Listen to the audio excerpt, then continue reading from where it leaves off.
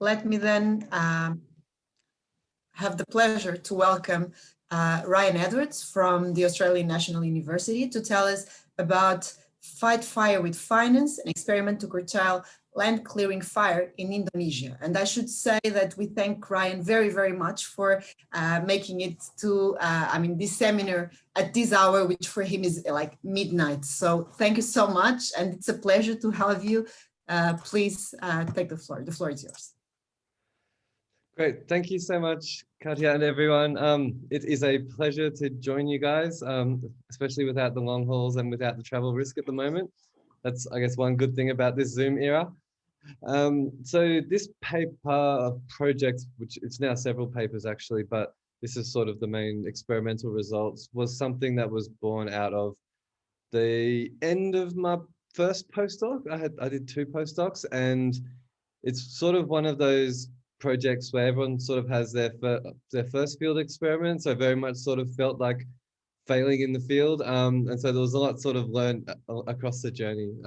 If anyone wants to talk about that at the end or as we go, I'm happy to do that as well. There's it very much felt that there was a lot of learning as it progressed through the project. It was joint with Professors Wally Falcon and Ros Naylor at Stanford, Grace Hariwajaja, and who was our project manager in Indonesia, who did it wouldn't have worked without Grace.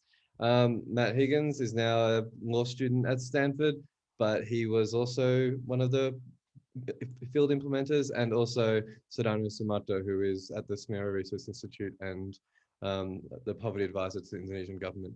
So everyone sort of did play their part. It's very equal. Any mistakes today are mine and not theirs. And anything you don't like. And it was generously funded as a pilot by all those who are listed on the slide, but in particular the Packard Foundation and the Norwegian government through CLUA, which is the second one. I should be able to click through. So yeah, it's about fires in Indonesia, which hopefully everyone has heard about. You guys being in Europe and everything that has gone on with the EU and their various bans, I'm sure it has made the media at some point in time over there.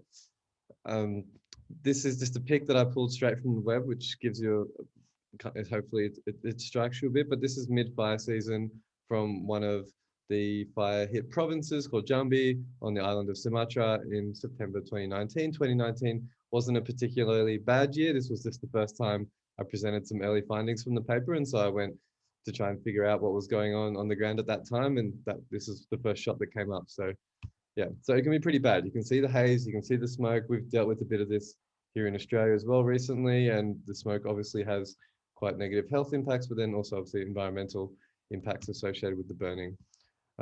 So the motivation here and the problem we're trying to address is these forest fires. They come at you from from all angles. Basically, there's huge economic costs, there's huge health costs, and there's huge environmental costs. So the World Bank estimated around $16 billion in economic damages from the last major El Nino season, which was in 2015-16. Some Columbia University researchers in environmental science estimated around 100,000 premature deaths, and we know that in some days the fires can emit more than the whole US economy put together. It's all this industrial sector, all sectors. One interesting thing about them is that they're mostly all human lit. So we talk about, a lot of the other literature focuses on wildfires. They are wild to the extent that they're then propagated, but they're very much lit by people. It's a human phenomenon, and it's increasingly a prominent way to clear land. There's other drivers which we learned about as the course of the project went, such as deer hunting or just people having a cigarette while they're fishing and things like this, which can actually also spread like wild. But yeah, what the mechanism we're focused on here is land clearing, in particular for palm oil and other types of agriculture. So one potential solution to this problem we thought would be sort of merging these two ideas that are quite common in policy and in the academic literature as well, which is payments for ecosystem or environmental services, or PES, and conditional cash transfers, which often, at least for CCTs, have been quite effective in spurring behavioral change. And so like one of the key questions that then comes to this context here, so there's been one good, PES has been evaluated once using an experiment. That was published in Science, and I'll talk about that a little bit in a moment.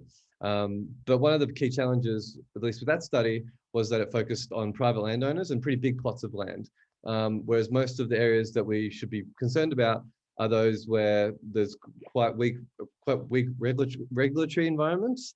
And so limited property rights, not well enforced, not great law enforcement around the use of land, and there's quite rapid land use change. So think West Africa here, parts of Latin America, the Amazon, Indonesia. This is a very different environment to one where things are pretty stagnant and you can just pay a big farmer to maintain some of this forest cover. And these are also much poorer areas with underdevelopment. So the key question there is, when you don't have these type of property regimes in place to strike a deal with big landowners, what can you still use these tools? So that's what we were trying to answer here.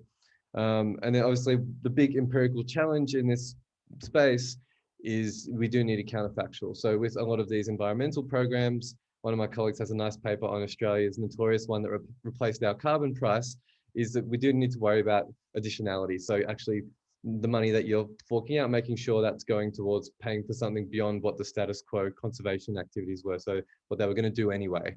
And payments for ecosystem services in particular requires quite a high level of additionality, and requires that anyway share to be quite low to reduce the budgetary burden of these programs. So that's quite important here. And so, yeah, a lot of these programs, including what we can use for this one, they do end up giving money towards projects that firms might have been going to do anyway. And then you do see some substitution across their activities as well. So yeah, trying to figure out these baselines and counterfactuals are a real quite sticky problem, which is why experiments are nice. It does give us a much closer approximation and a more reliable estimate of what that would be. So here we do an RCT quite deep in the Bornean jungle. So the island of Kalimantan in Indonesia. It covers around 90,000 households, although it's at the community level. And what we're doing is testing whether these community level incentives, so through conditional cash transfers, can reduce the use of this land clearing fire. And we're going to monitor it from space, which I argue has a few advantages. So to preview the experiment, it's a bundled treatment. So it's a group. It was initially a pilot. So the idea was to test this here to see if it was worth doing at a larger scale across more districts and provinces, and then with a view to potentially scale it up later. As you can probably tell from the abstract, it did not pass that test.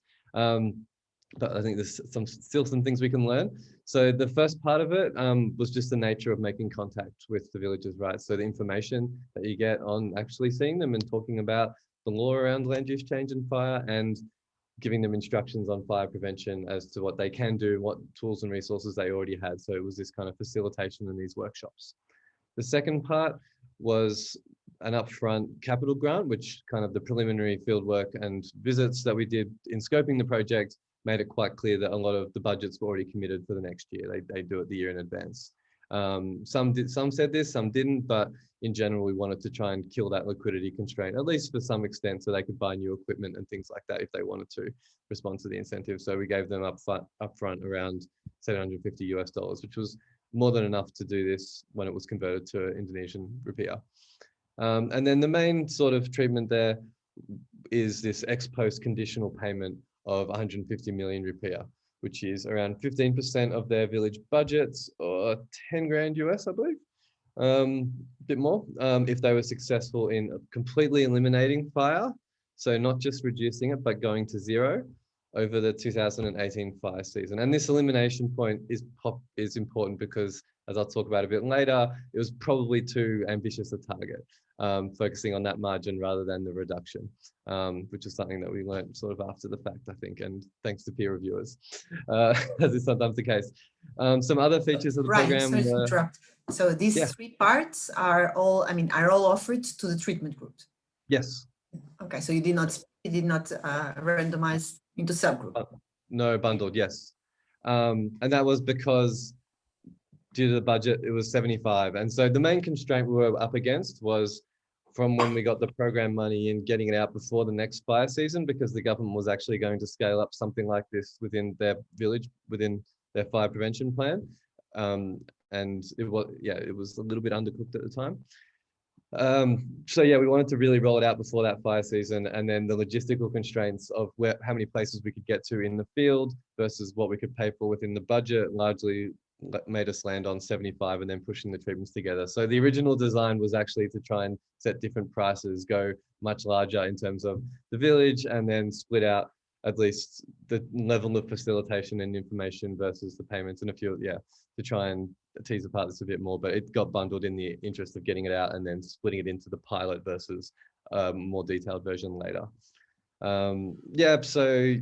Because we had over 30,000 households treated, plot level monitoring was going to be infeasible, particularly at the timeframes we were looking at, and too costly. So we do focus on the village level here, and the model that we followed in sort of rolling out the facilitations was the same that was done for Indonesia's community-driven development program. So we worked with the facilitators and the agencies that did that to try and set it up in the same way. So there's been a few papers published on that, on PMPM, on their health incentives, and these community level CCTs that in some cases worked, but then over time they faded. But we've largely followed that approach because it was for the most part deemed a successful model and had been proven, and it led to a scale up through their 2014 village law after being implemented in the 2000s. So that was partly the model that we followed. Then I was wondering, I have a question. I was wondering about the instruments that people have.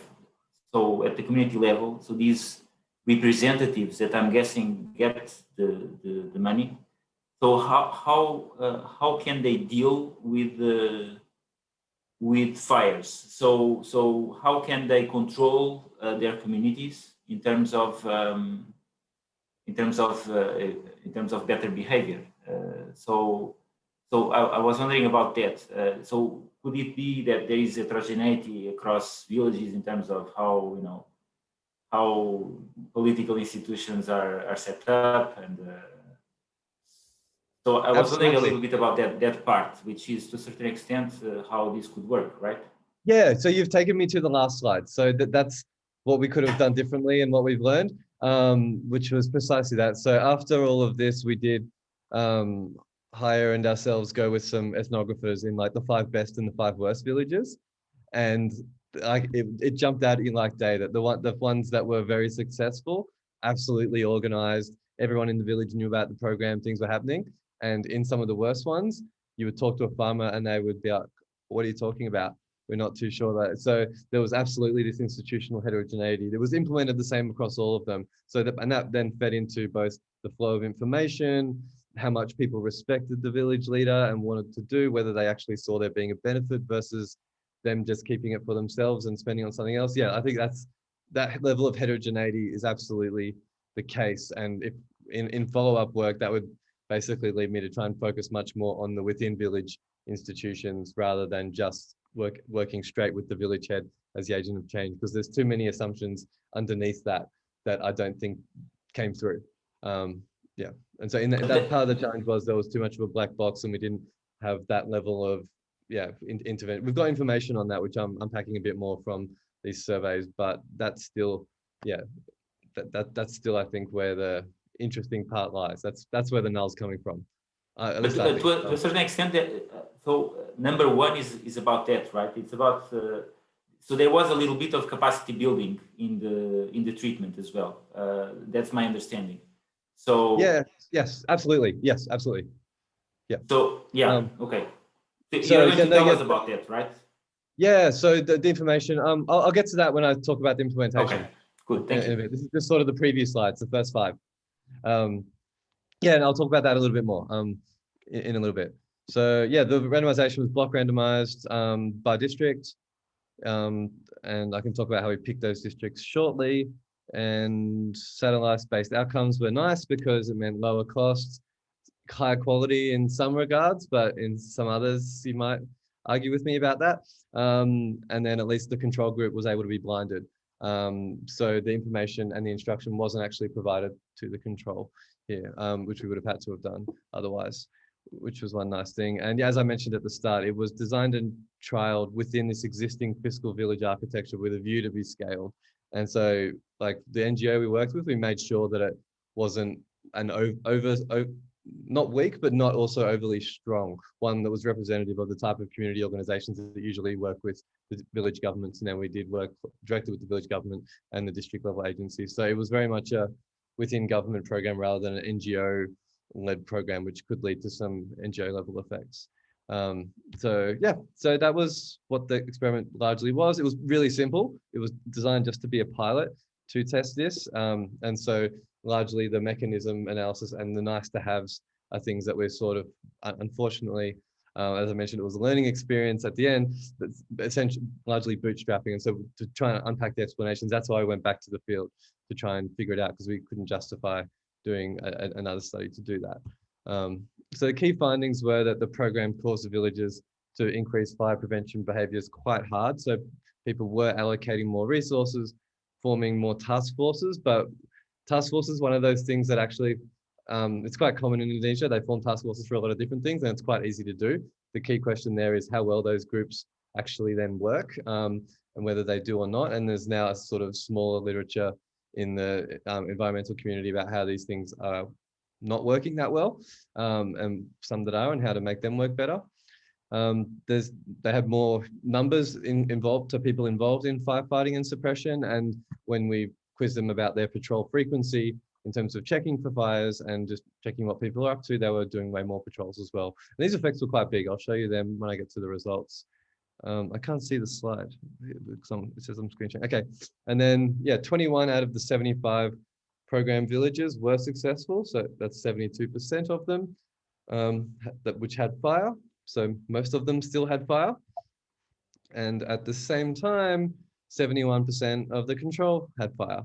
And that was not statistically different at all. And the amount, yeah, I'll get to power in a sec. It seems like our interpretation here was that the adoption of these fire prevention practices, which we did see, seemed insufficient to actually deliver the fire-free outcomes desired. And so it was explicitly paying for them. So this was a case of where we got towards like the program outputs when you think about how people design these development programs, but we didn't get towards the outcomes for whatever reason. And so there's the ex post disbursement of the money. So doing it as a ex post payment by results program saved us around 8,000, no, that's 8 billion. Is it? Yeah, that's 8 billion rupiah, or $500,000 US. And importantly, there's no evidence that the 3 billion rupiah that we did disperse did anything more than not giving them any payments whatsoever. So that's kind of the key takeaway. So a lot of these programs do pay people in advance or to go do activities. And so that's kind of the main worrying finding, I guess, that money didn't really do anything. Hopefully we learned something from it. So we can't rule out small but potentially policy relevant effects of the order of around 16 percentage points on this is just using a really simple, let's just take the cross section and then look at the period of the study on each side of that, which is the real baseline design that we pre-registered. So 16 percentage points on the extensive margin. So going from around 70 down to 55, or up to 40% on the intensive, which is quite huge, right? Like this means that we can't get these small changes, which is quite important whenever we start to look at the distribution in a little bit. But yeah, as I argue, these impacts do need to be large, right? Like I said at the start, that the additionality needs to be quite big to justify these programs, and we don't see any sort of green lights pointing us in that direction. Rather, we do see a few sort of red flags that would suggest caution. So as far as contribution, yeah, you guys probably all know the literature's on pests and conditional cash transfers and collective action, has quite a rich history. And I would emphasize that there's loads of policy enthusiasm around these RED plus initiatives and mechanisms where people are seeking to improve environmental outcomes through cash or in-kind compensation, or even penalties or alternative livelihoods. And these have been quite common for a long time. You've got the Global Environmental Facility, which does this, but has now strengthened its evaluation capacity. There's a lot of policy enthusiasm in this space, to the point where, so Indonesia, for example, had an agreement with Norway, which only for the first time in around a decade has finally actually been delivered, where they stopped deforesting. But for many years, it was deemed a big failure. So here's a nice quote from Paul Ferraro in one of a elite review that he did a while back, where he said, "It's not unusual for empirical research to lag well behind theory and policy. The current state of pest evidence is a cause for concern, and that we urgently need to start evaluating these at the outset," because a lot of them simply just didn't. And you had people just paying for programs in order to deliver the outcomes, which sort of never came. it was quite problematic from a design perspective. So why is my mouse not clicking? Not going forward. Sorry. It's freezing. I go page down, up, down, It's down, moving. No. Oh, no. So something, oh, this is embarrassing. Please bear with me for no more than 1 minute. Something happened in compiling and I lost 60 slides. Okay, so don't worry. Yeah, take your time. I'll find it and bring it back up. Sorry. No problem. How strange. Okay.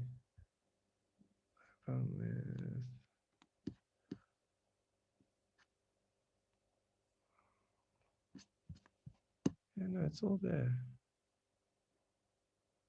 Okay.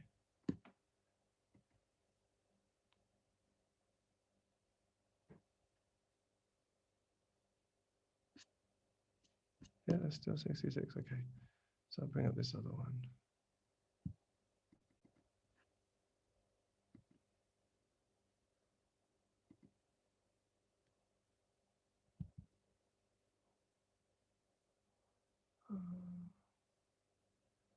Sorry about that. It looks like we have the right number now. Move this out of the way. Yeah.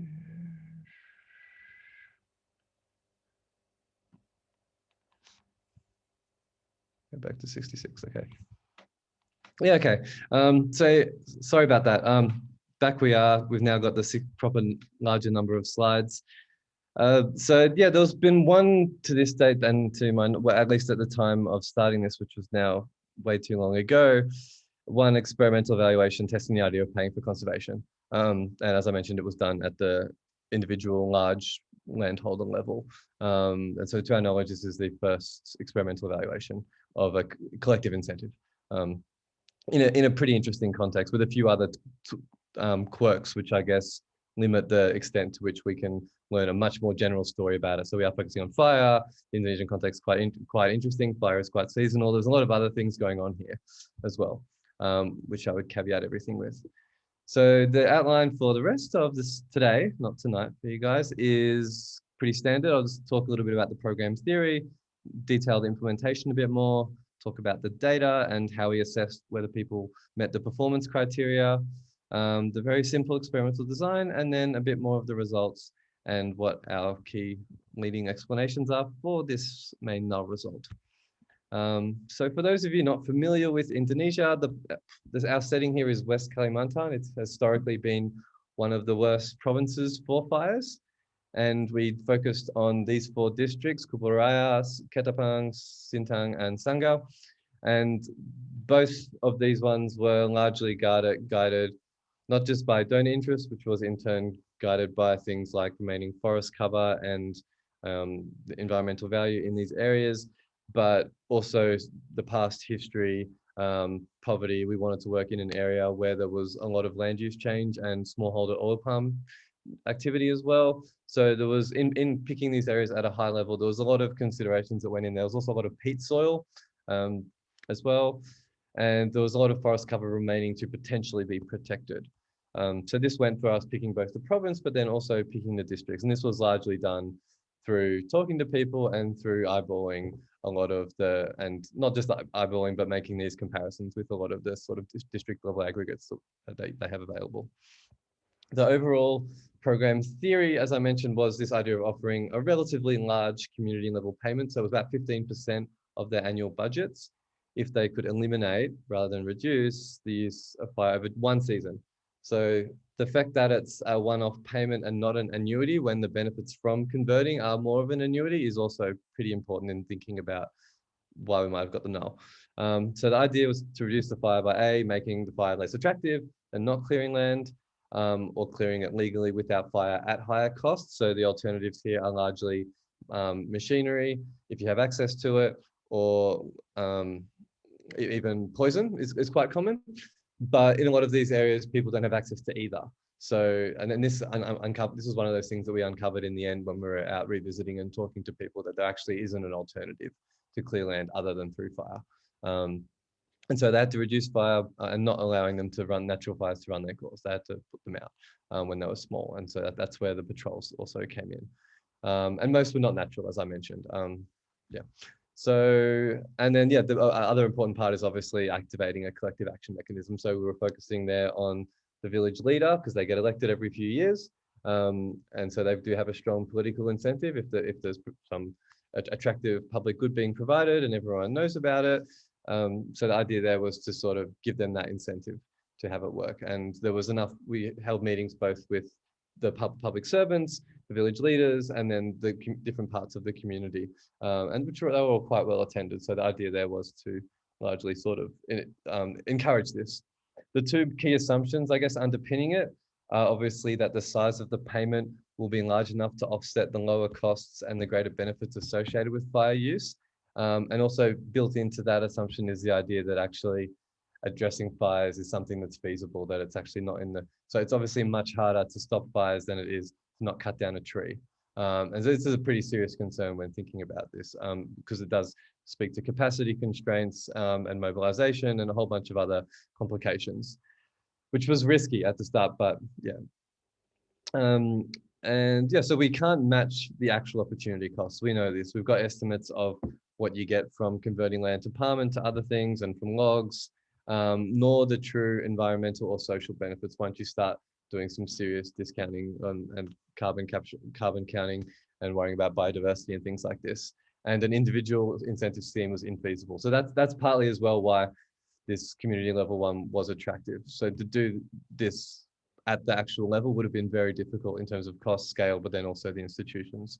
And then on the collective action, from some earlier work and scoping, it made us optimistic because we've done a lot of work around decentralization and the importance of the villages and the village leaders in deciding what's going on. And since the autonomy, they've got granted a lot more autonomy in 2014. So for those of you familiar with the Indonesian context, they're quite famous for their big bang decentralization when Suharto fell, where a lot of power, money, resources were all devolved down to the districts in around 2001 with some laws. And that continued to happen over the 2000s, but then in 2014, they wanted to take that back a step further to what was initially in the constitution, where development was led from the village level.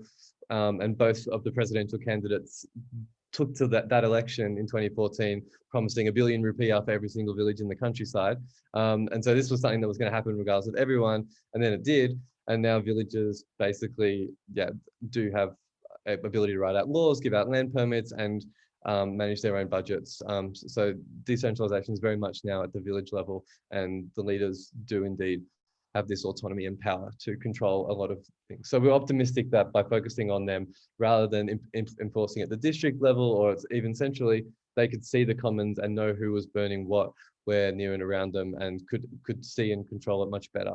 And by giving them a salient community benefit and social pressure, we could potentially deal with all these heterogeneities and problems that would come with trying to identify who the marginal fire setter was and what their actual opportunity costs were, or because doing that's a mess, and we don't, and particularly in terms of the data, right? Like that's pretty hard. So we're hoping this would be a somewhat simpler solution.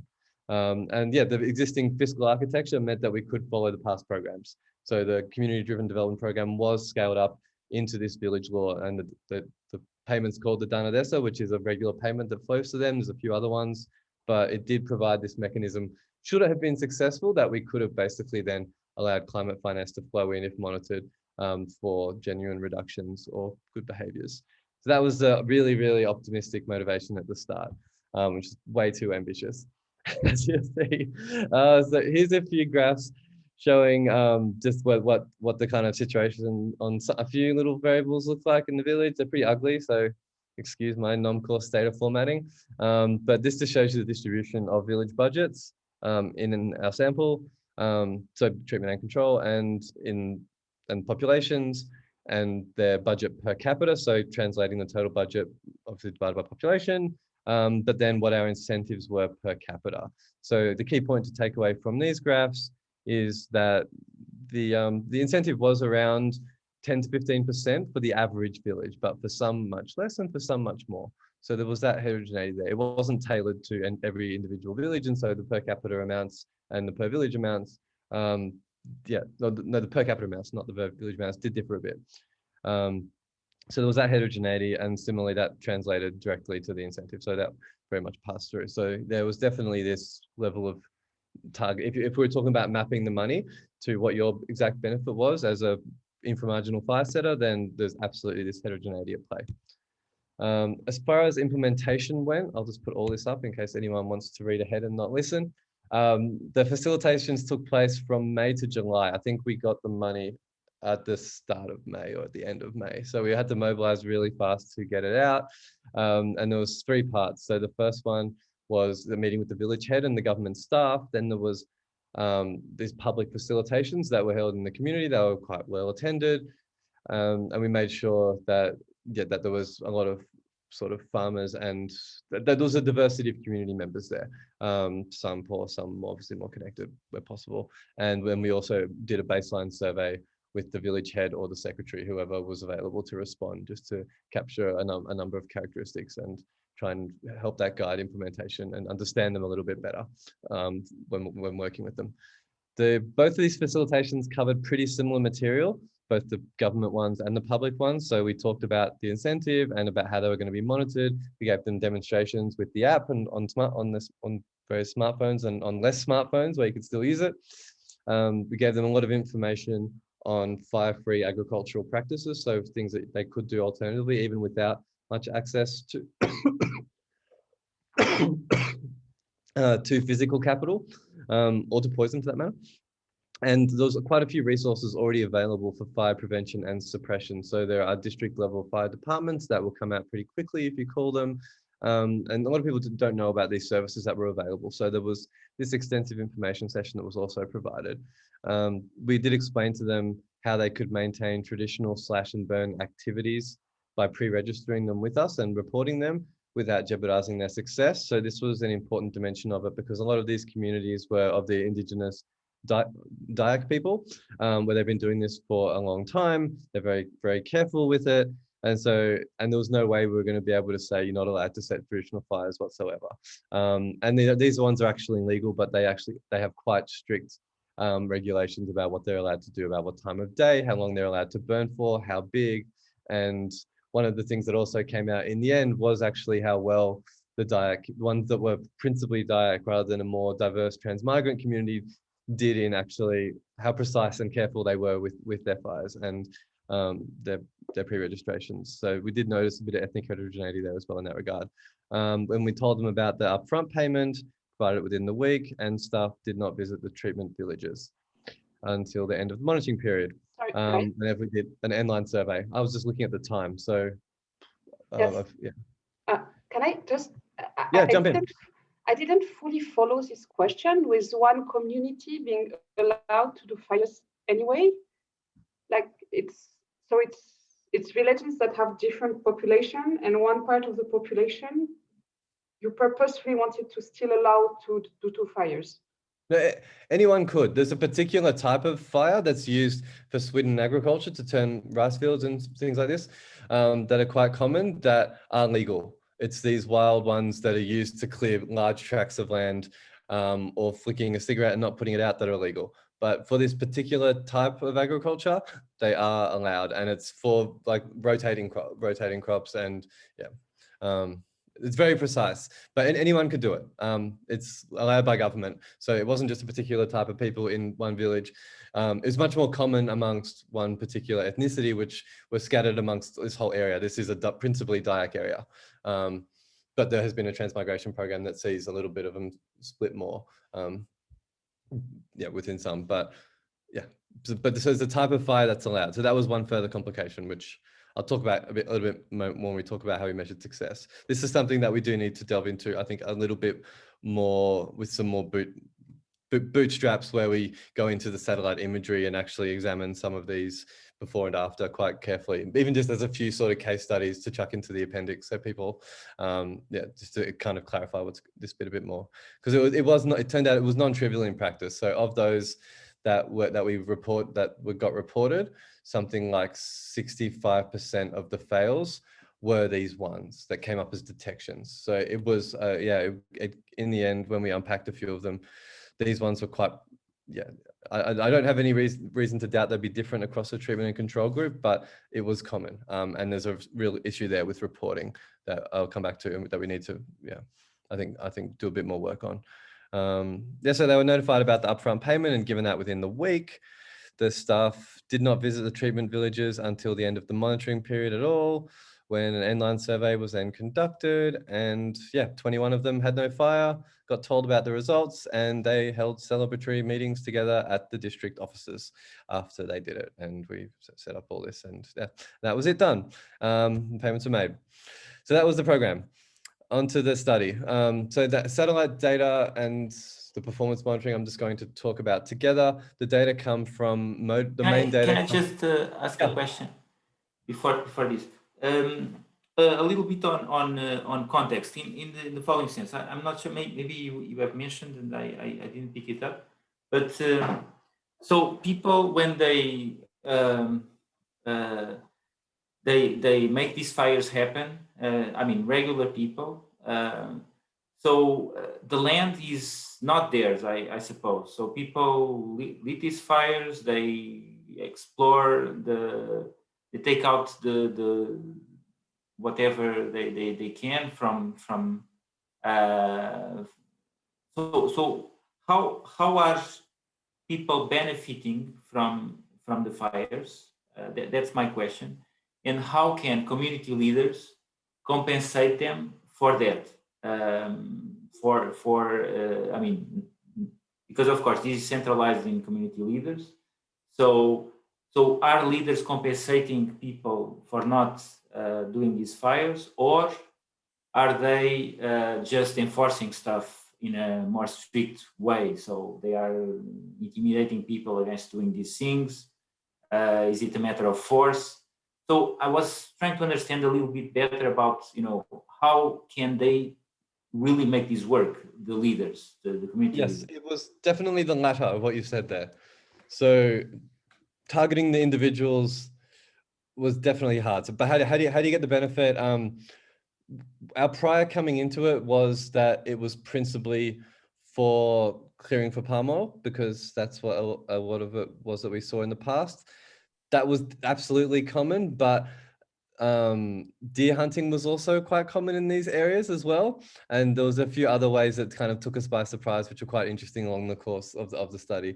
But the main motivation of how they benefited was big clearing big tracts and then replanting that with cash crops, and then getting the money from those cash crops. Do they own the land or not? The boring and unhelpful answer is it really depends. So there's fringe areas on the edges of villages. Some of them have community forests. Some of them have forest that's not necessarily community. That's sort of no man's land. There's a lot of this no man's land in this area, and at the same time, there's a lot of traditional ownership where people sort of own it, right? But and then at the same time, the land rights itself are without, pardon my, I don't say pardon French. The village heads can give out permits, the districts can give out permits, and people lay claims in other ways. People sometimes plant in order to lay claim or set fire to lay claim. So the issue on who owns as well is, I was going to say a mess, but it's just not that clear. Like it's really a really challenging environment to work. But the communities are quite closely knit, and there's general agreement on who's where type thing. And so one of our concerns at the end was that people were not necessarily being that truthful about who was setting what where when we were trying to qualitatively unpack it at the end. But yeah, but it's just a really, really remote area. These are essentially forested communities that then have a little bit of it cleared for land, and they're doing the agriculture on the forest margin where the village is set up, for the most part. So that's where the land is, and then compensation was what you said, basically what you said. Like we're relying on the village leader either enforcing, but without, because if you enforce, you might not get that popular. So a more the prior was that they would hopefully rally, but with us then helping with the facilitations, everyone would more or less work together. But then the village head would help to mobilize the resources and provide the leadership with either the secretary or the other community leader for them to then work together to get the reward. And that was largely it. So enforcement, I'm not sure is, yeah, that's definitely what we would hope. But when you think about that they also want to be popular and win the election and get the money, then we did see that's less of what we saw in practice. It was the ones that were really successful were those that more or less the village head did the organizing, but then they worked together and they assigned staff and they wanted to win the prize and they saw it as a prize.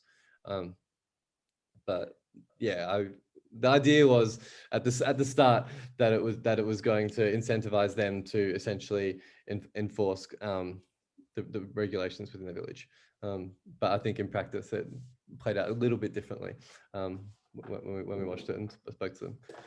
Does that answer the question enough? Yes, thank you. Okay. Just a quick related question, Ryan, and you're probably going to get here, but are you able to test whether villages that got the money, whether the village heads were more likely to get reelected? Ooh, we can, not yet, but there's been enough time that it's either happening or happened. So yes, thank you. I should have seen that coming, Wayne. Yeah, we could. And the nice thing about going with these four, as you're probably aware, like a lot of these data sets, if they don't exist at a national level, they usually exist at the other subnational. And if you're only working with a few districts, that's only 4 district heads you need to talk to get all those results, all that other information. And there's some quite rich, like subnational level data sets that sit within the subnational government. So I've never seen village election results before, but if they sat, I'm sure they exist. And that's definitely worth probing. I don't think we're going to be powered to be able to do anything serious with it, but it's definitely worth checking out. Anyway, I'm pretty curious now. Cool. But anyway, no, okay, cool. So I got to onto the data. I'll wait on this one. So the data come from Modus, which are quite common. There's a few other options we could have done, one of which I'll speak about in a moment, which we also did use. But Modus is generally the one that's used the most in the environmental science literature and viewed as the most reliable. I didn't say the resolution here, but I think it's 25 pixels. It's in the paper, the resolution. And this gives you hotspots. And so each one, it's basically a point file that has all the detections, and they're all date and time stamped with a whole bunch of other features, such as their radioactive power, and a whole bunch of other things. The level of confidence, which would set they're there. Anyway, and the time of detection, obviously, the date. So practically what this meant was just spatially joining these detections to the village boundaries and then putting them in where they were and then doing the count or classifying it as whether there was a fire or not. And this map shows you what fires looked like in the study year of the actual data set that was used. You see this big one area that is full forest and half plantation where there was near none, but otherwise, yeah, there's some spatial patterns, but that's kind of what the raw outcome data look like. Some of the advantages, as I mentioned at the start, was this was much lower cost for us than going and getting this type of information and this level of richness via surveys. It's high quality because people aren't necessarily honest in the surveys, particularly around this issue when it's illegal. And the control group was genuinely blind, but also importantly, I didn't talk about the sample yet. Well, I did talk about the sample. It gave us pre-period data as well, which was quite important here because the donor wanted us to target areas where things were worst. So we could actually look at the history and then use that we did screen out some villages. So even within these districts, we did a big purge, and I'll talk to you in a moment about how we did that. So yeah, the pre-period data was quite nice and important. And it also allows, even though I spoke about some of the power challenges before, it allows us to use the standard sort of panel tricks to beef that up a bit and get much more precise estimates using the monthly data and doing some matching and other stuff, because you can basically use all the administrative data for that, just to really p-hack your way into the null and see if there's really anything hiding in there, which there doesn't look like there was, for use of a better word. So it was kind of the reverse p-hacking to really try and, we knew what we were powered for, just to really see if there was anything there beneath that simple, not so well powered, simple treatment and control comparison. To assess the program success, we did strongly err towards paying unsuccessful villages rather than not paying for a success. that was hopefully that decision's obvious as to why we had to do that.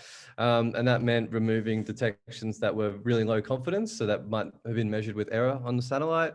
Those that were within a contestable boundary that you could deny that it was your neighbor, so within around 500 meters, because these are big villages, and those that they pre-registered with us. And all the analysis was done with and without these changes, of course, but this was how we assessed whether they were successful or not. And then for those that had only a few hotspots, which was only, I think, 2 or 3 villages, and a handful more just for robust, just for a check of the veracity of the data, we did go manually inspecting some of the photos for where the hotspots were and when, and make sure that there was nothing funny going on, such as bin fires or a mosque getting too hot and things like that. So why not deforestation? Why fire instead? One thing you might be, so this chart is just to show you that they're actually highly correlated in Indonesia. So this is in the data set that we have here in the village data set. And if we just take like IHS back when it was popular, but it's now starting to fall under a bit of criticism. You can see it's pretty, yeah, they're quite highly correlated. But in particular, fire was much more, it's easier to measure, monitor, and more politically salient. And it's one of the key channels for deforestation, generates all these other health environmental externalities beyond what deforestation does. But we'll also show results on tree cover change in a sec. Can I just ask a question? Yep. So have you looked at that type of correlation in over time? So is it that places that get deforested, then they don't get fire anymore because there's nothing else to burn? So if your focus is on area that have been burning a lot in the past, it could be also be that space for intervention is reduced because there's nothing left to burn. Is it a possibility, or usually these fires is something that, you know, it's always happening exactly in the same place? No, they were all densely forest edge or forest villages still. Yeah, in this case, but that's an absolutely valid concern. And this point is so I've got a master's student who did a project where this is a really interesting issue which comes through. What all we wanted to do was sort of empirically characterize the deforestation dynamics around new palm oil factories to try and figure out what's happening with the land use change at different spatial bands. And that's kind of precisely what you happen. Like and with the new different diff literature as well, this paper makes me really nervous now because I don't know how to revise it. But you see this big spike before the factory comes, and then the level actually tapers off and stays lower once it's moved into town. So that could absolutely play out here, but it's not really the case. These are areas where there's still a lot of fringe left, and that was why we picked these areas, because we wanted to make sure there was plenty left to save if it worked, type thing. Yeah, so that was initially part of the screening, but absolutely valid concern. And I think those dynamics are sort of at play, and it comes through. I don't want to sound a bit too snarky, but a lot of the certification does exactly this. So you might read about some of the palm oil being certified. That these are areas that did their clearing already and are planted. And like, so they say there's no deforestation happening there, but it's this exact dynamic. So it's the same companies, and the part that's getting certified is because it's now done it, right? Because you plant it and it's there for 30 years. So this is it's a really salient issue that's not really thought about carefully enough when people talk about the sector and the various things in place. Anyway, I'll keep going. So the other types of data we have, I put together a census of villages. It wasn't just the normal censuses Indonesia have. It was just a cross section putting together the village census, the agricultural census, kind of a standard poverty map that sort of imputes from the population data and the household survey data. What's my battery? 10%. Okay, I need to plug in just a second as well. My palm oil mills. So the distance to the nearest palm factory, village area, peat soil from Wetlands International, and then the hotspot detections in the previous year. So we put all them together in GIS. There was the surveys which we conducted ourselves, a baseline just for the treatment group. And this was, again, to guide the design and implementation rather than before the analysis. And then at the end line, which was used for some analysis. And then, yeah, we did a bunch of qualitative visits beforehand and afterwards. Proper qual researchers would probably not be happy with how we did it, but a lot of it was as you go, just trying to do field work, talk to everyone, meet with officials, talk to farmers, really get a sense of what was going on. But then for the post-field visit, we did hire some ethnographers, so Indonesian ethnographers, to go and spend a few weeks out there. And that did happen afterwards. And so the other two complementary data sets.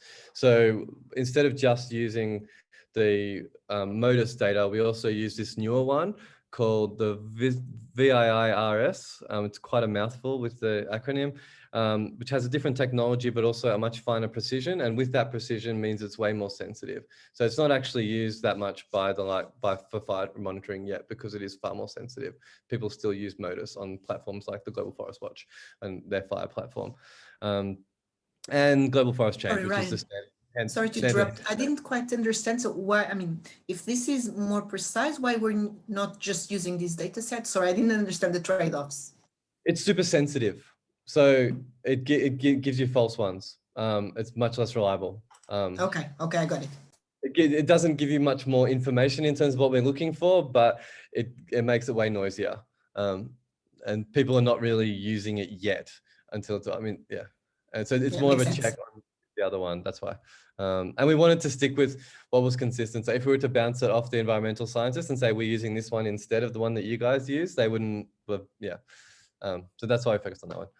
So the experimental design was very simple. There was the 4 districts I mentioned, and then the sample restriction was to the 8 most fire-prone sub-districts in each district. So that was, how did I do that?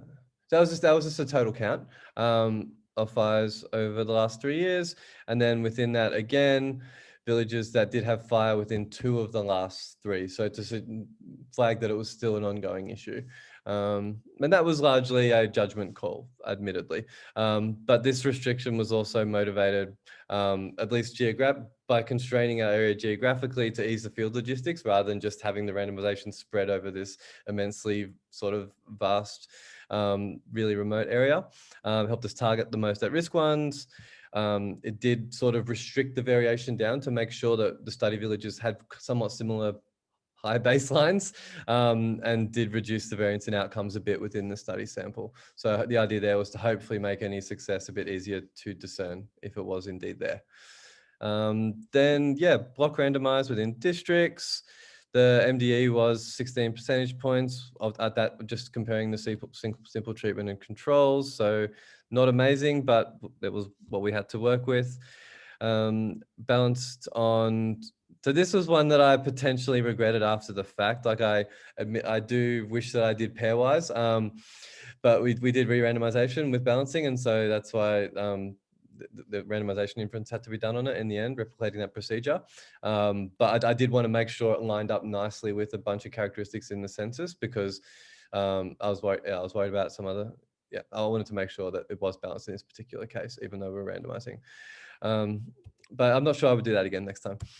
As you guys are probably well aware, like I said, it was my first one. And so this was what the assignment looked like in practice. They're quite scattered across the countryside. You can see the treatment and the control villages there. And you can see that the big gaps are the sub-districts that were purged. So the one that you saw earlier where there wasn't that many, that was removed. So it was the areas where there were quite a lot of fires in that initial outcome map that I did show you. Where's my other bag? I'll be back in no more than 10 seconds. I'm just going to plug myself in.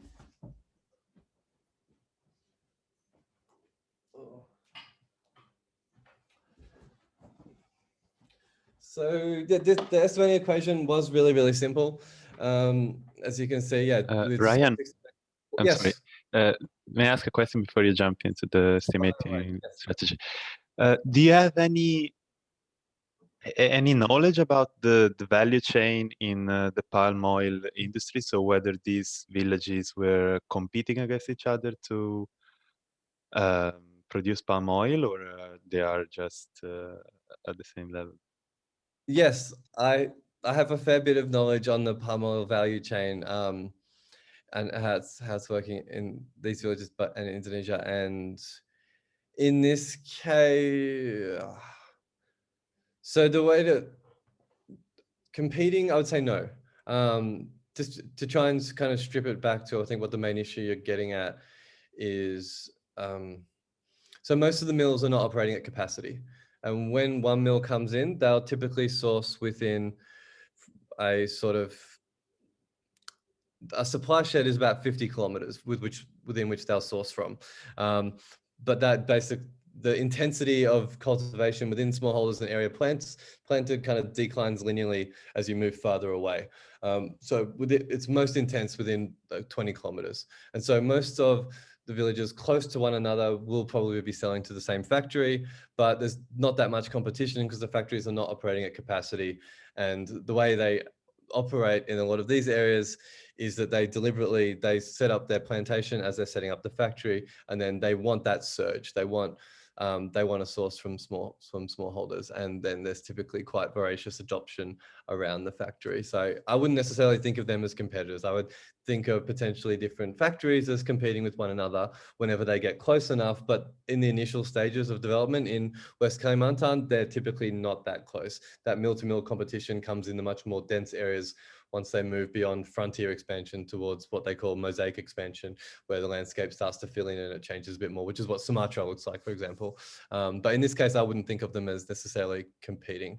There was concerns about them worrying about each other on the program, and one of them going and setting a fire in the neighbor, so they didn't get the reward and things like that. But that didn't play out in practice. That was the main type of spillover we were worried about. Thank you very much.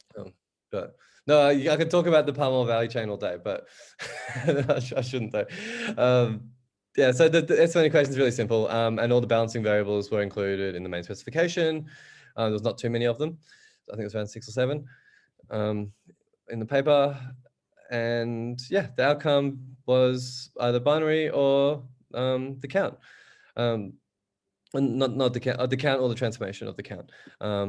And then here, beta is obviously the difference between the two groups, and did inferences by this kind of standard t-test, but given the way I randomized, also by using randomization inference, replicating that procedure, which was a little bit complicated at the start.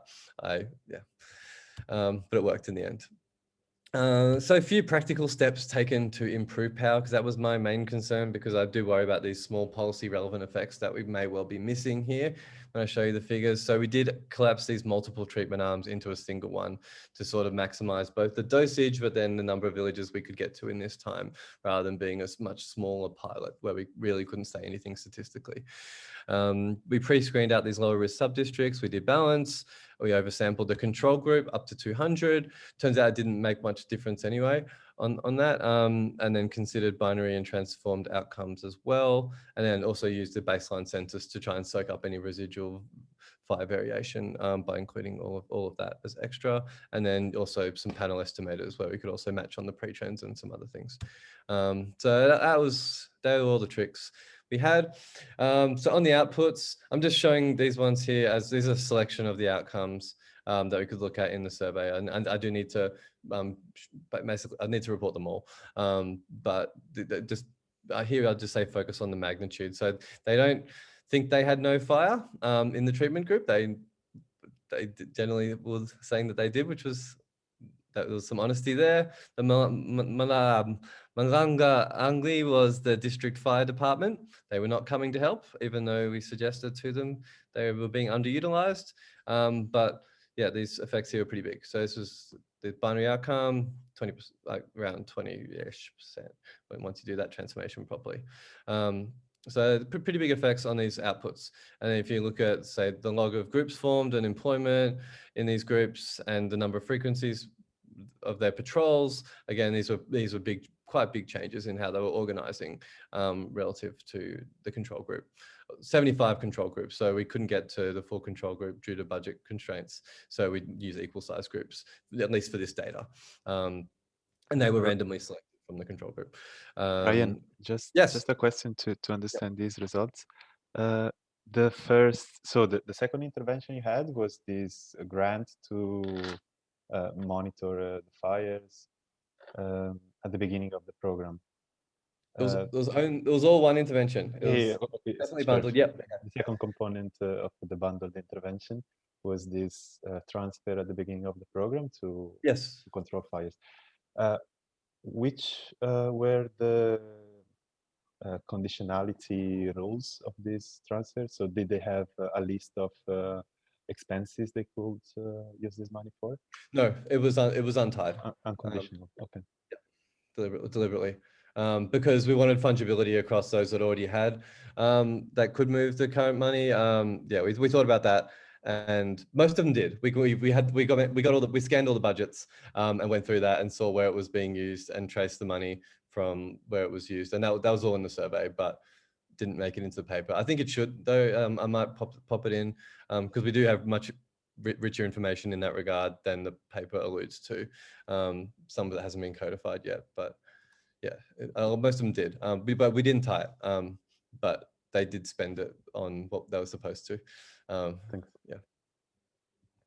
And part of the trick here as well was that we worked with the vice president. So there's a department in Indonesia called TMP 2K, which is a national team for the acceleration of poverty reduction, which is situated under the vice president's office. And so when you're coming with the village leader, with representatives from TMP to a village, you've got a bit more authority than you would have in other circumstances. So, and there's quite a lot of respect for the central government and for the military and the central government apparatus down in the villages. So that was very strategic. We didn't want to work with the environment ministry and elsewhere. It had to be the central and the lead essentially, in order to have that authority and expect people to respond and take it seriously. Anyway, onto the boring results. So here is just the binary comparing the control and the treatment. Let's see, that's a 95% confidence interval, and it's just the baseline specification with the fixed effects and the balancing variables. Yeah, we've thrown out those with confidence below 50. Oh, yeah, below 50, and we did use the buffer around the village edge for these main estimates. And so this one here, I need to turn my head to see. This is the count. As you'd expect, it gets noisier, it gets bigger, but again, and it also changes direction. But again, yeah, pretty null. And then this is the transformation and changes direction again. So this is the IHS transformation, and again, a null. So this is the perhaps more interesting one. We can't reject that these two distributions are equal, but if you look at the tail in the treatment group, they're noticeably absent, right? So there's some high fire villages that may, or we can't rule out that some have moved from this high fire equilibrium to a slightly better one, even though we're not seeing anything on average, right? So there's, I think this is one of the sort of interesting findings that we can't. I'm not sure how to unpack this too much more, but that just speaks to being a bit cautious in how we interpret it. The regression results, just looking at it a few different ways. So the sort of naked comparison is the one on the left, throwing in fixed effects, history, balancing variables, and then everything else from the census. Yeah, it's pretty stable null. The standard errors are pretty large, but yes, it is what it is. We did a bunch of robustness checks on the null. So there's different types of outcomes, tried using equal size treatment in control groups, because there's an interesting problem here with a count variable that's got quite a high level of variability. The more you sample from it, the bigger your chances of getting an extreme value, which can sort of mess with things. So we did go with the equal size for that reason. It's sort of the $1 million baby problem in the health literature. Use full village area instead of buffering, use these other hotspot data with and without buffering as well, and then use the historical fire data to run a few panel models, which I'll show you in a sec. I'm just looking at time, and I want to leave you some time at the end, and I'm probably getting close or over. So this one here is just showing you the simple differences between the treatment and the control to give you an idea of how things change at the different ways that you can define the satellite data. So this is just a really simple balance test on the outcome itself, but it does jump around a lot though. So if you go all of them, yeah, 0.88. So it goes down when we make these changes. But what's CL? Confidence level 80 versus 50 in buffer and not buffering. So it does move around a bit, but the differences don't, which is what's important here. So the differences in the null are not sensitive to how we define the outcome, because there's a lot of potential researcher choices that we could have made and did make in terms of how we was to set up and play with the satellite data, and that was not pre-specified. So we just show everything. And panel estimates. Nothing there. There's a few different ways of cutting it up. I haven't done any of the fancy new difference in different stuff on it. It was very old. old and vanilla.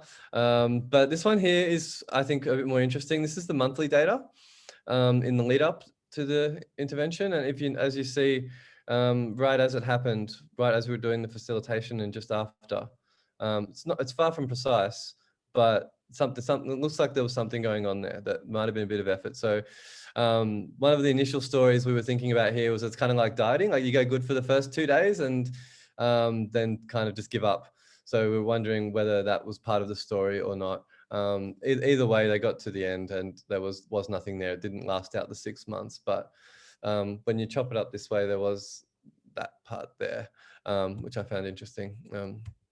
And there was we couldn't find any evidence of heterogeneity, but we weren't really designed for that anyway. But some of the things that we did look at in that regard were obviously across the districts, because some of them did have different regulations in place. And so this again is just a really simple comparison of whether you had fire or not, the means across districts.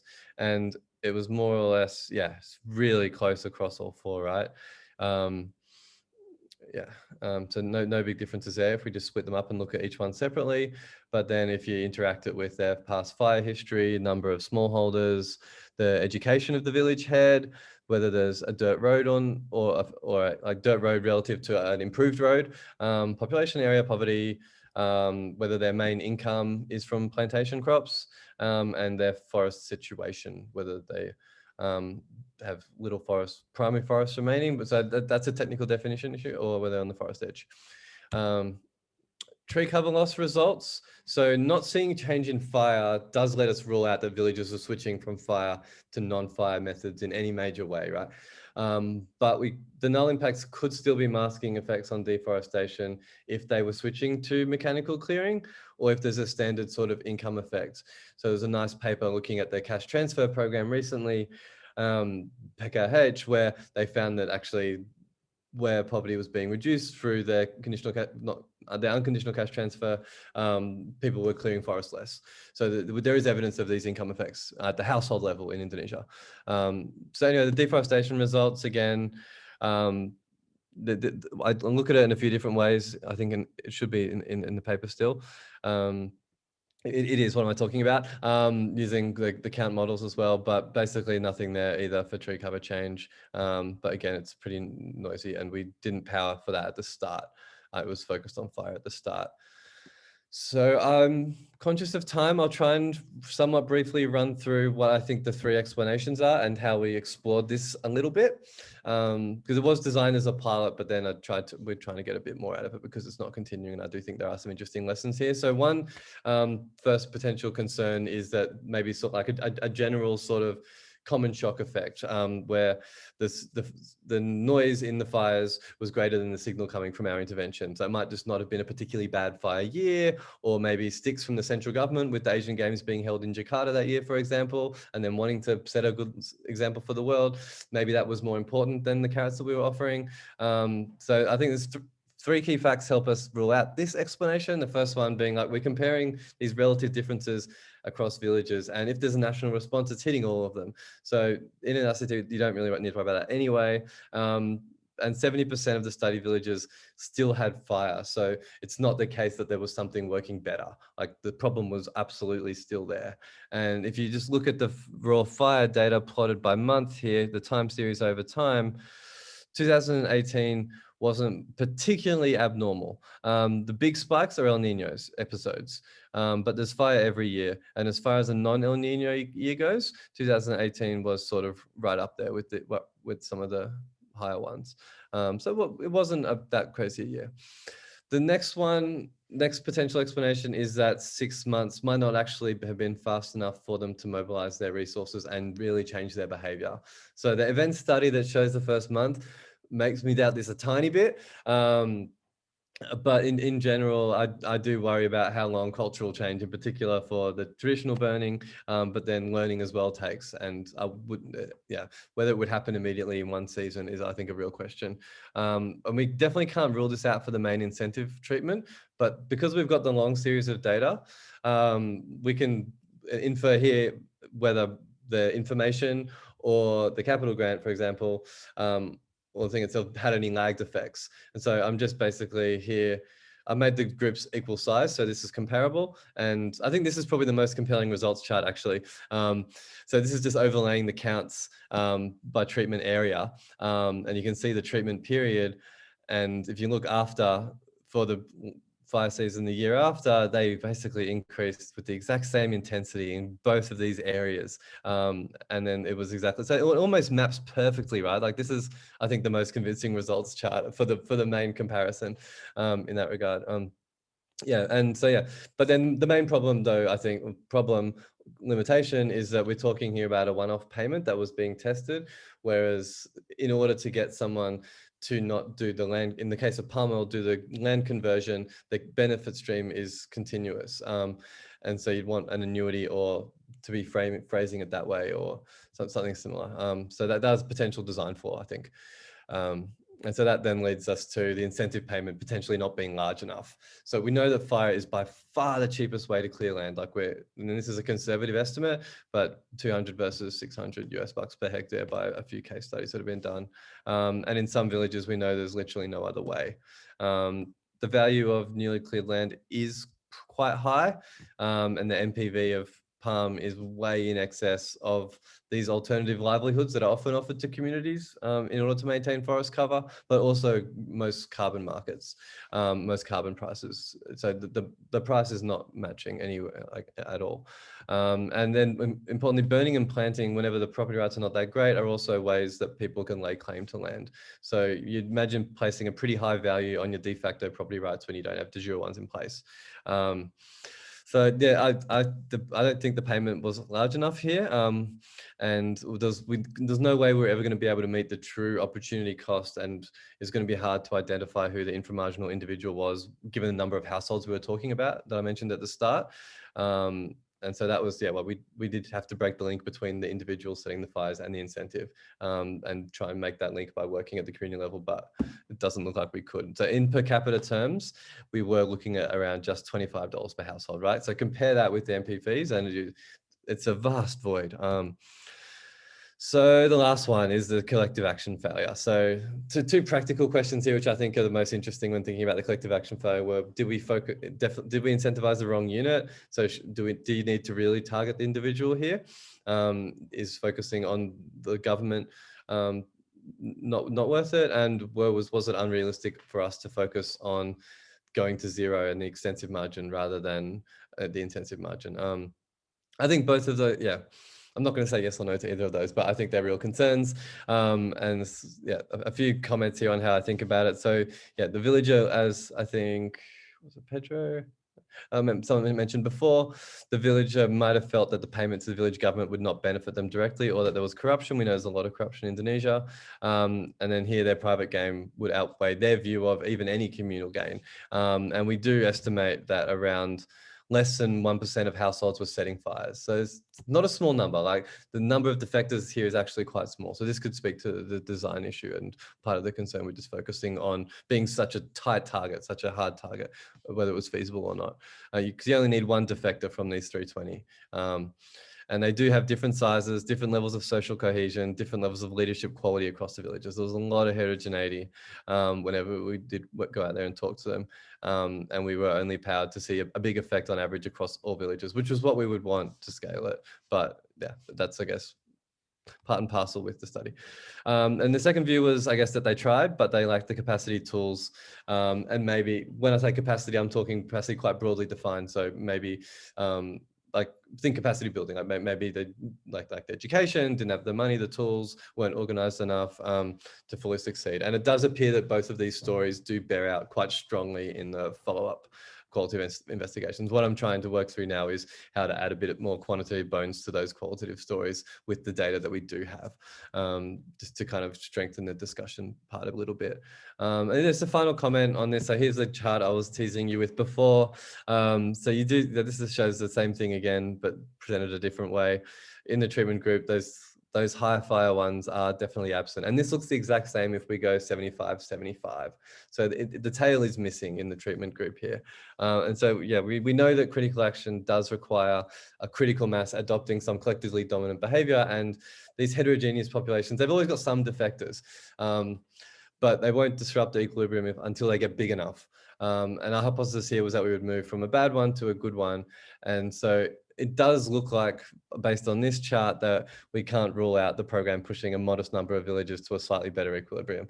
So if there's someone out there who really wants to say maybe it could work, I'm not going to argue with you about that, because we were only powered to do what we could do. We don't see it on average, but there's only some things we can rule out and rule in. I do line up behind explanations 3 and 4, and I think that's consistent with our theory not working, that the money wasn't quite large enough and that the collective action didn't work well across a heterogeneous population. In a follow-up paper, which is largely sort of an analytical essay trying to make the qualitative findings readable for a general audience, we do talk about these stories in a bit more detail, and try and explain them a bit more and give a few examples. And yeah, more importantly, I think like collective action problems in these sort of weak regulatory environments are really hard. Like, I think it was too optimistic of me to go in thinking that it would work. My prior should have been the chances of success are really, really low, rather than actually this is a nice idea because the village governments have just been empowered and they now have all this autonomy. And so we didn't gold plate anything here, and it's really clear that the opportunity costs are super, super important.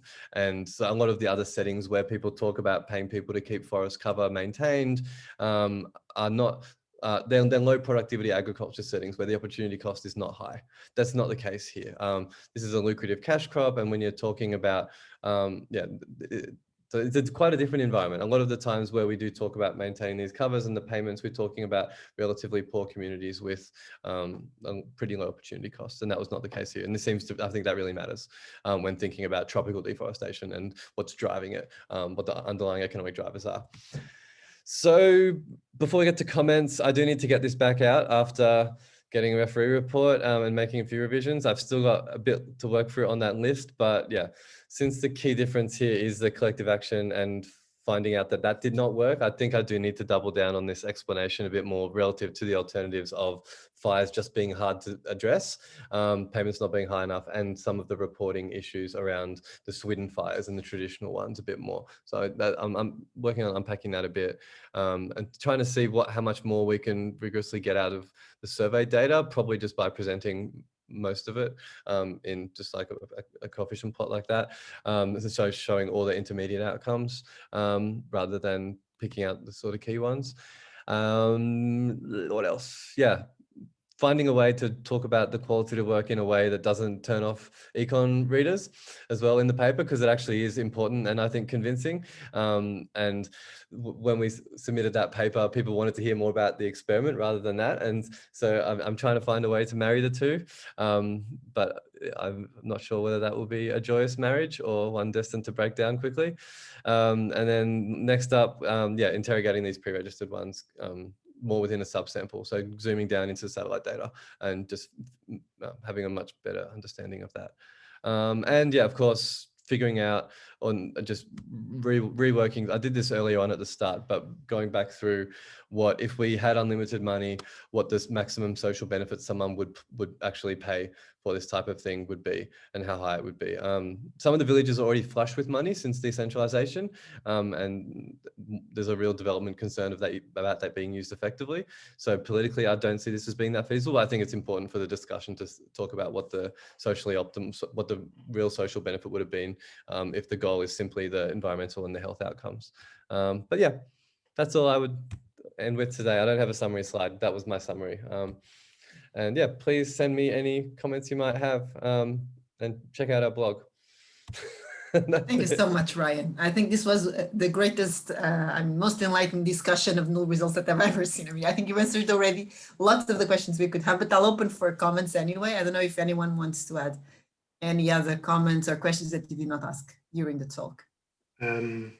Yes, I have a question. Thanks for the presentation, very interesting. You showed this result on the positive effect on investments in the village.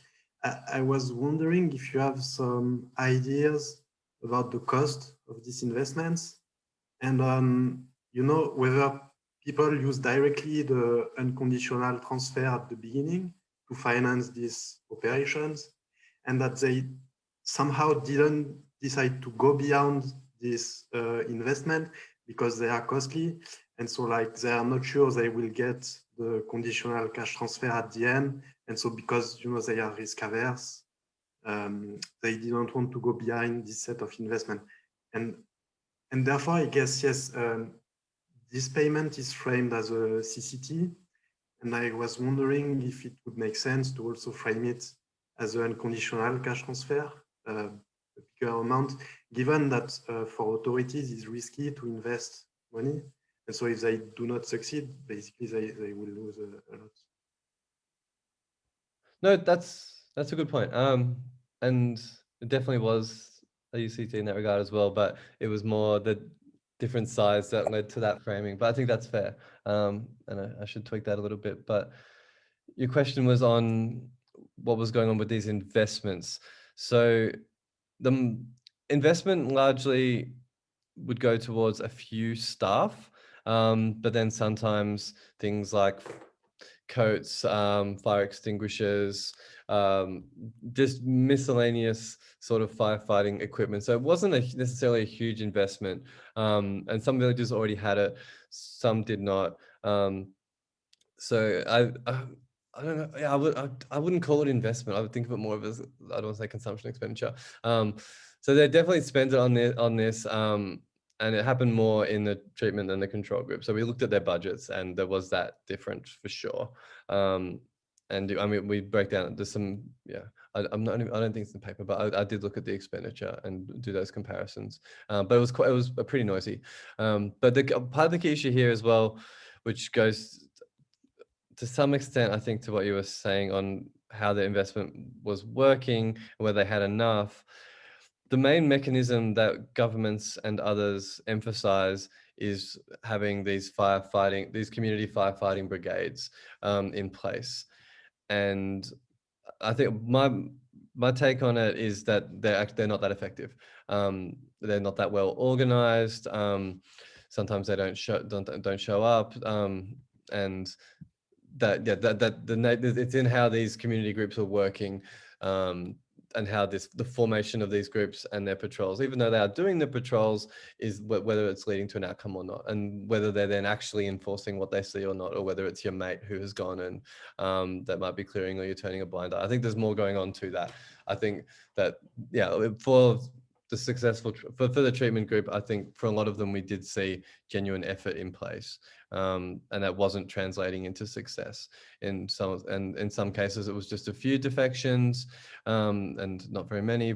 In some it was more, but in others it was sort of just apathy, like they were just said, oh, it happened, like the fire came, or and they didn't know who it was and couldn't control it.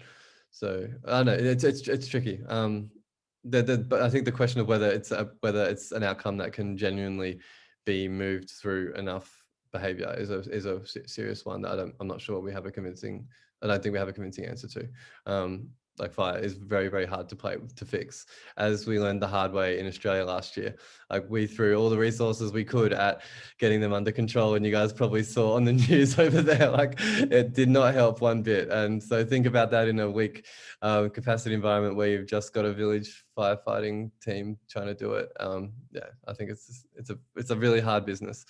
That doesn't really answer your question, but yeah, the productive investments were not. It was more just a few staff and then forming these groups, and and how they were responding, whether they had the equipment, and whether they were working together to stop it or not, and monitoring. And there was regular meetings as well, things like in some, but yeah, tricky. Okay. So I don't. Yeah. In my defense, it's late now, so but I'll try. Okay, so not sure anyone else wants to add. So otherwise, I'll just thank you very, very much, Ryan, for this wonderful talk. And I mean, for staying up so late. No, it's fine. When I said it was late, that was more for my bad answer, not because I'm trying to get off the line. Yeah. Okay. If there's any more questions, please do fire away. Yeah, happy to try. Thank you so much. No worries. Thank you. Thank you. Thanks. Bye. Thank you. Bye-bye. Thanks, guys.